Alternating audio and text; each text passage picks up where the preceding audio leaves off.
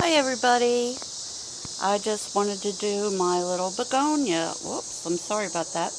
I wanted to do my begonia video that I've been saying I'm going to do. So I just wanted to talk a little bit about begonias and how much I love them and how they're really one of my very, very, very favorite plants. And if you're new to my channel, please subscribe.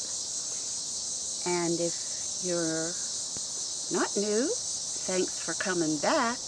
I appreciate all you guys. I love having chats with my friends here on YouTube. And I'm going to start over here with this monstrosity.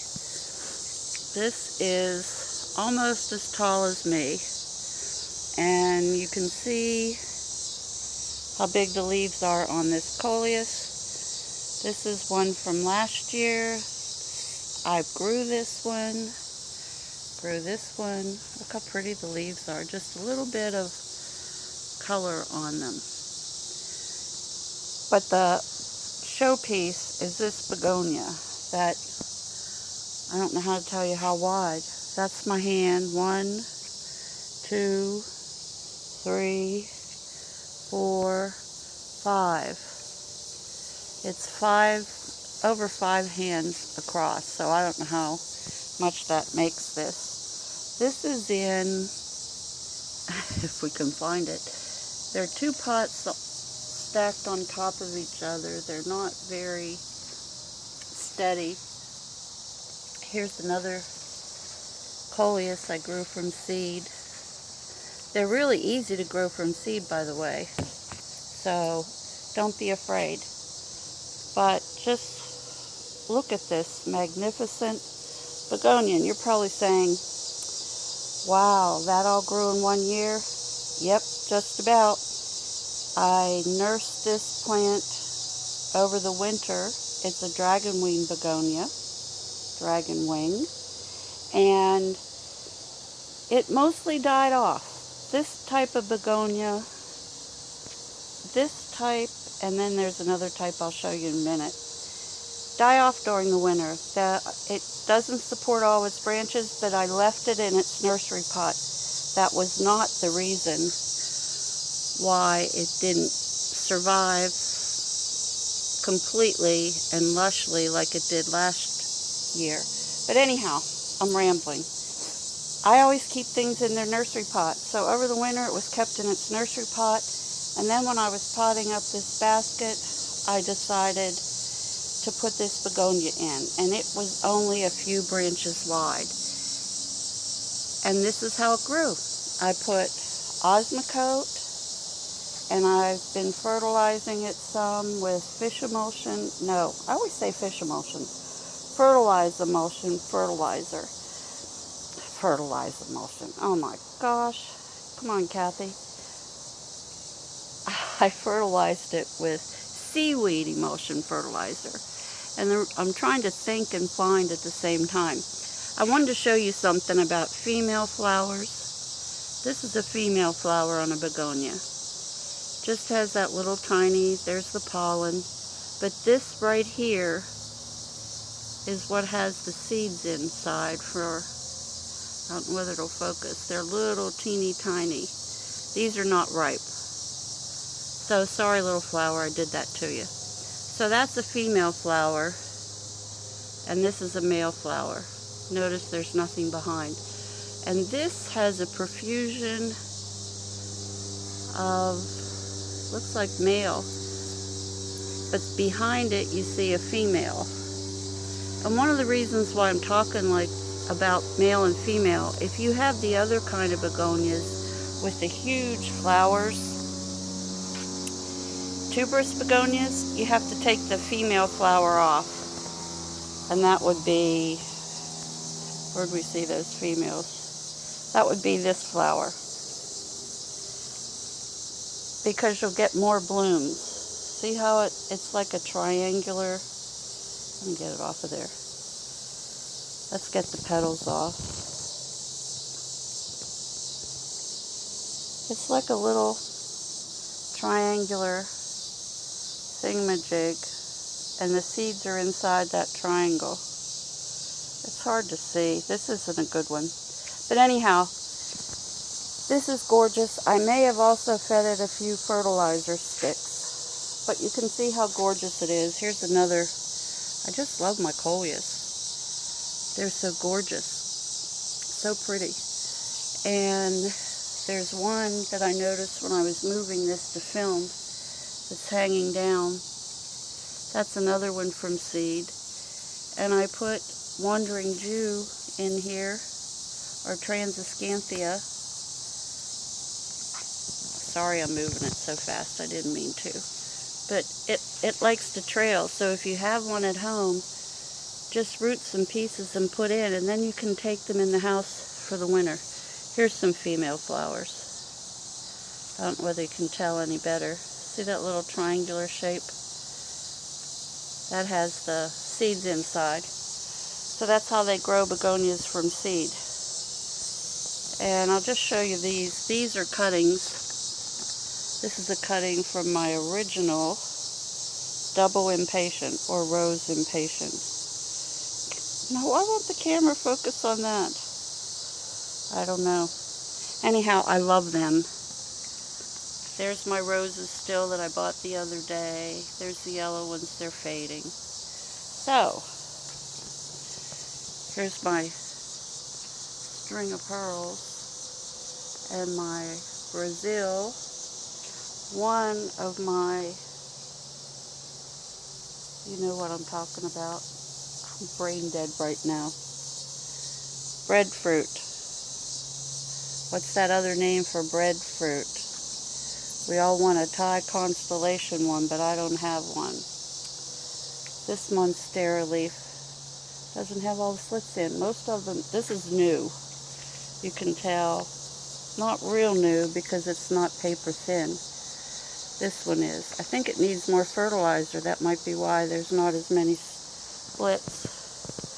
And that's the mother coleus plant from last year. Something's eating it. Well, I better get to the rest of this filming before. This is beautiful, tropical storm, but it must not be a big grower. Alright, here's another begonia. And the camera's not focusing very well. Maybe if I get down, it will. They have little snowballs, flowers, little double flowers. Here's the light colored one. I don't know why it won't focus.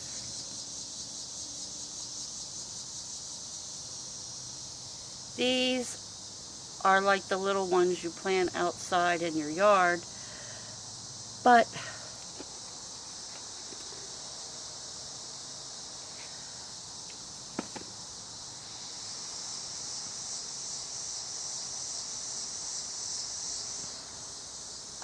I guess that didn't show up. A text message just come in. Sorry about the pause. Anyhow, these are beautiful begonias. They're not lush growers, but I've sort of neglected them as far as taking real good care of them. This is a Rex begonia, and I really think they like to dry out in between waterings. So they're tough to grow. They almost died this winter. Where's the other one? Here's the other one. I repotted them because I think they were in too big of a pot. And you know about being in too big of a pot. If there's not enough roots to suck out all the water, then we're in trouble. This is a cutting. No, yeah, this is a cutting from the mother plant, and it's called Frosty. And there's the blooms. It's two-tone. Geez, the camera's really having trouble focusing. I don't know why. Come on, guys. It's not going to focus right. Anyhow, it's two-color bloom. The bottom part is light pink, and that's a female flower, so the seed pod is darker pink. And this begonia is called Frosty. This is two cuttings I took earlier this year from the mother plant, and I'll find the mother plant in the middle. in the middle in a minute. These are some cuttings of two different, no, these are all the same begonia. They root in water very well. This begonia is tricky because these were all little cuttings in the spring and I stuck them all together. And this one's getting ready to bloom. You can see it's pink, but it has very, very narrow leaves. And that was a cutting. But it's nice and bushy. So that's great. And with the coleus, and this, I don't know how that got in there. I didn't plant that in there. So strange things happen. This is another cutting from the mother plant. And it looks like it's all female flowers hanging there. I don't know what, maybe it's because it's dark right now and it's not filming right. Here's another frosty, and I believe this is the mother plant because it's still in the nursery pot. So here's what it says. Frosty. Angel Wing Begonia. And it's gorgeous. And it's finally getting ready to bloom. These have different bloom cycles too, so if yours isn't blooming, don't think it's anything you're doing wrong. Here's another dainty little begonia, Angel Wing, and it's hanging down. I made a little macrame thing out of yarn because I was out of the other, and this is its name. Maybe there's not enough light to focus. It says Medora, M-E-D-O-R-A. M-E-D-O-R-A. This is, I might do this again. This isn't doing too well here. This begonia, this pot right here, I stuck a couple rocks on it because it was top heavy. There's I have a name to this one somewhere. Anyhow, that's a cutting. This is a cutting I got a year ago on the 4th of July. Something's eating it. I'm going to have to figure out what that is. But it's not the whole way through. But here's its bloom. Here's my hand. And it's full of female flowers, but I don't see any male, so they may very well be sterile. But the more light it gets, the brighter it gets. This is the older piece. Believe it or not, it's the same one, but it's faded a bit. Then here's the parent plant of that little one I was just showing you, and I just love, love, love. Look at that. It's just so dainty. So dainty. And this one is just green on the front and purple on the back. And it's way down, let's see where it is. Its name is down under here somewhere. Its name is, won't focus, Torch Pink, Angel Wing Begonia. And I think I saw on somebody's website a Torch Red. But you can just see it. I've taken a couple cuttings, but it is so full. It was more than just mostly this one. Let's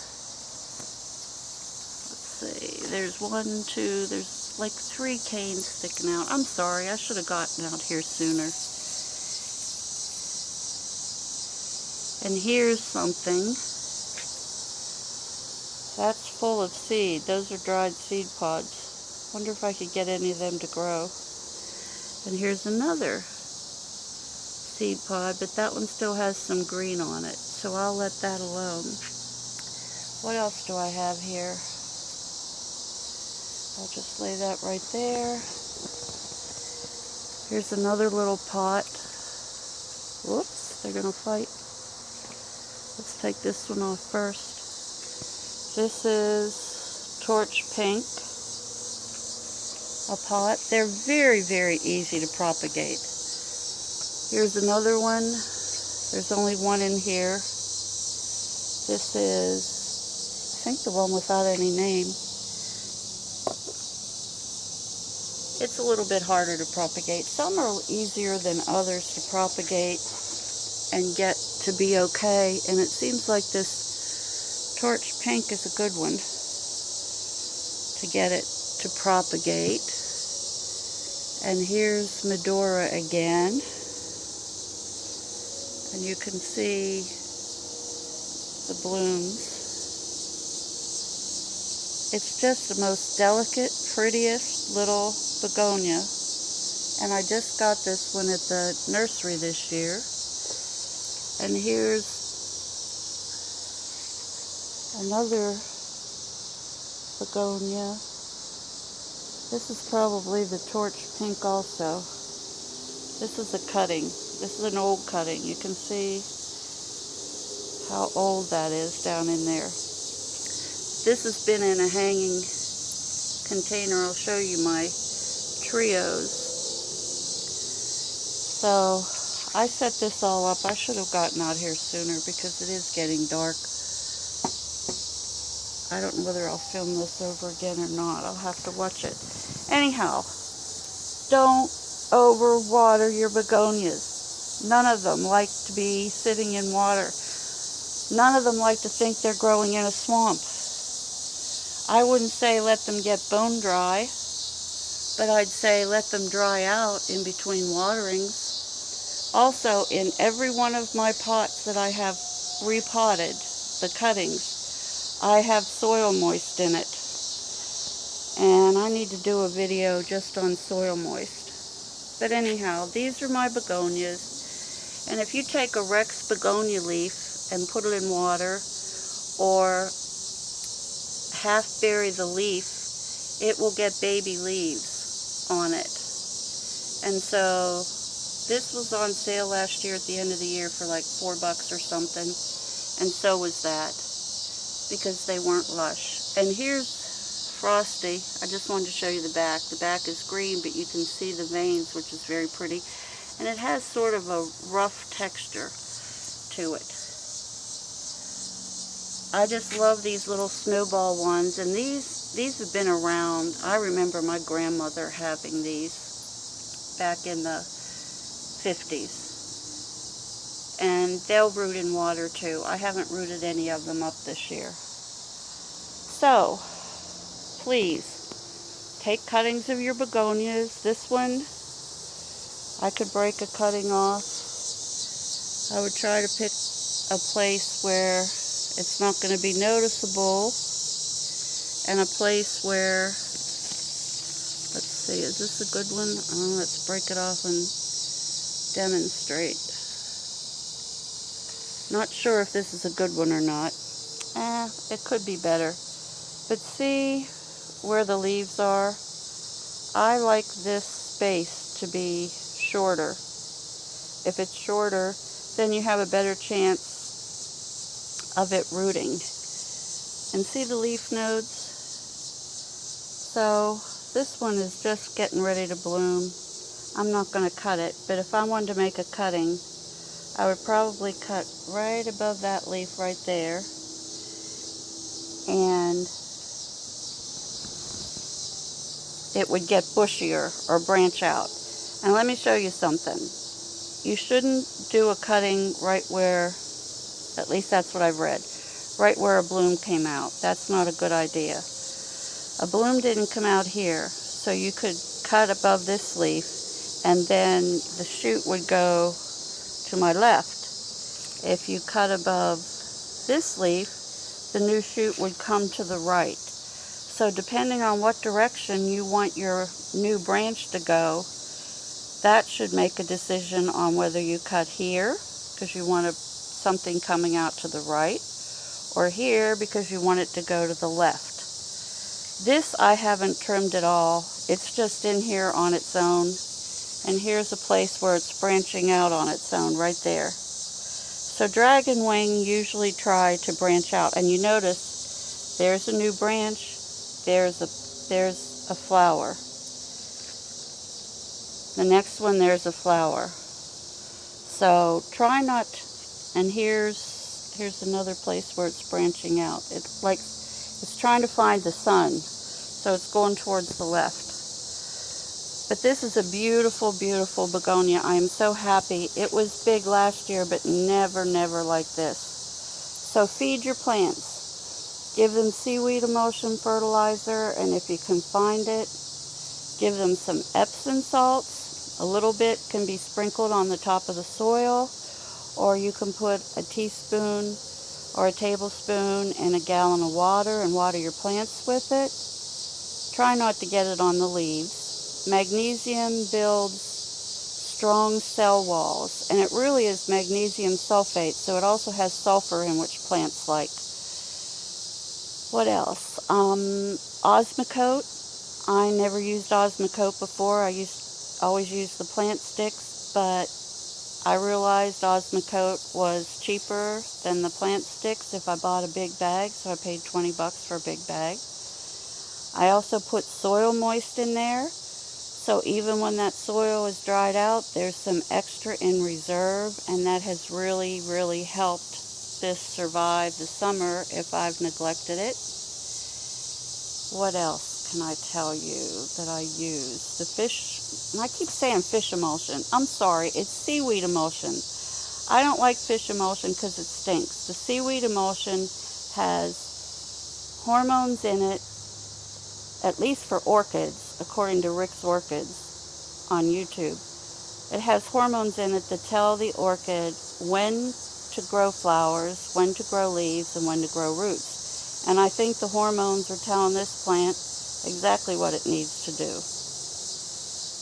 So remember, this is a dragon wing begonia, and dragon wing begonias are very popular to put in hanging baskets for the summer. So Osmocote, soil moist,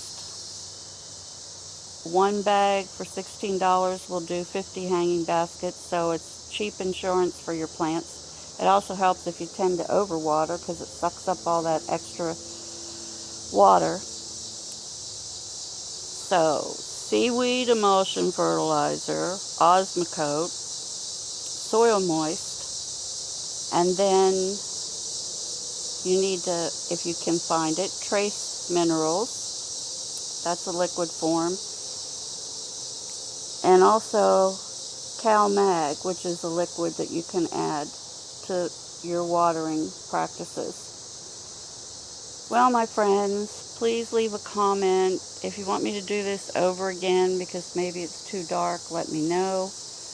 I'll refilm it. I might do it anyhow tomorrow.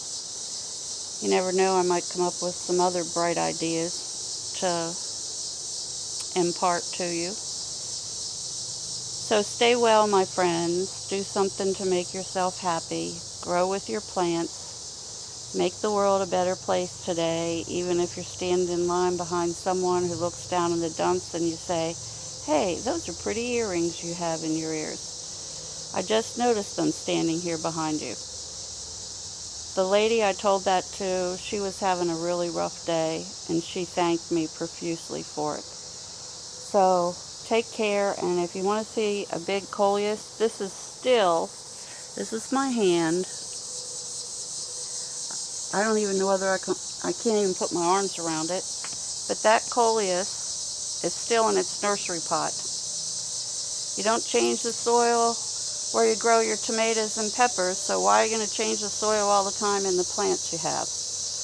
If they're happy and you know it, don't clap your hands. If you're happy and you know it, leave it alone and let it grow. So, from my house to your house, take care, my friends. God bless, and have an amazing day, every day.